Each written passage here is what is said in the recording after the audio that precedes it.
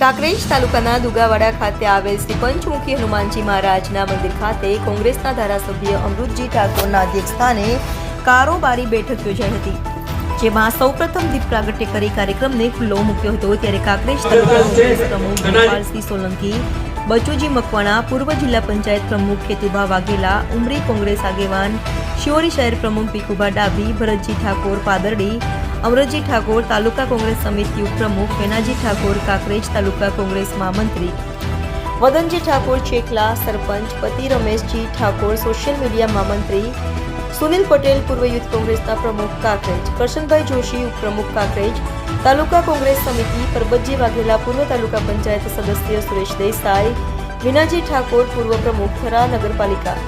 મહિપતસિંહ વાઘેલા, પૂર્વ પ્રમુખ પાલિકા પંચાયત કાંકરેજ, ભેમજી સોલંકી, પૂર્વ સરપંચ અરણીવાડા,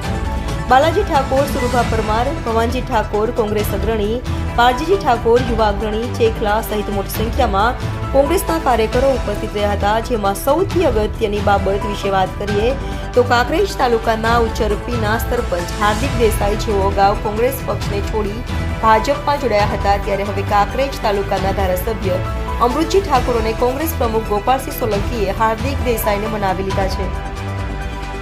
અને તારીખ 16/12/2024ના રોજ દુગાવાડા ખાતે હનુમાનજી મહારાજના મંદિર ખાતે કારોબારી સમિતિની મીટિંગમાં ફરીથી કોંગ્રેસ પક્ષમાં ઘર વાપસી કરતા કોંગ્રેસ પક્ષમાં એક મજબૂત યુવા નેતા આવતા આવકારવામાં આવ્યા હતા, જેમાં ધારાસભ્ય અમૃતજી ઠાકોર, ગોપાલસિંહ સોલંકી અને પૂર્વ પ્રમુખ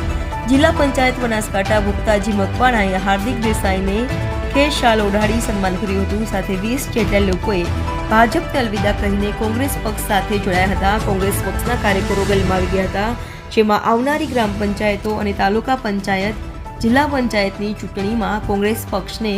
મજબૂત બનાવવા માટે અપીલ કરવામાં આવી હતી। અમે મોટી સંખ્યામાં લગભગ 50 કાર્યકર મિત્રો સાથે આજે અમે ભારતીય જનતા પાર્ટી સાથે છેડો ફાડી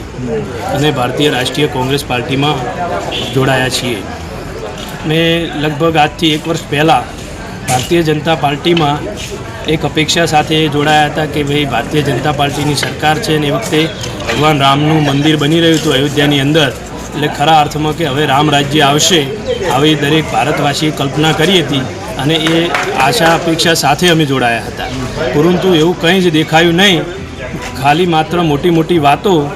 વિકાસની અને નીચે ધરાતળ પર કંઈ જ નહીં। લોકોના પ્રશ્નો હોય, ગમે તે વાત હોય એ લઈને જઈએ તો ખાલી ખોટા વાયદા અને વચનો।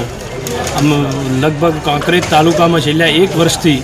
9.5 કરોડ રૂપિયા અંદાજિત આયોજન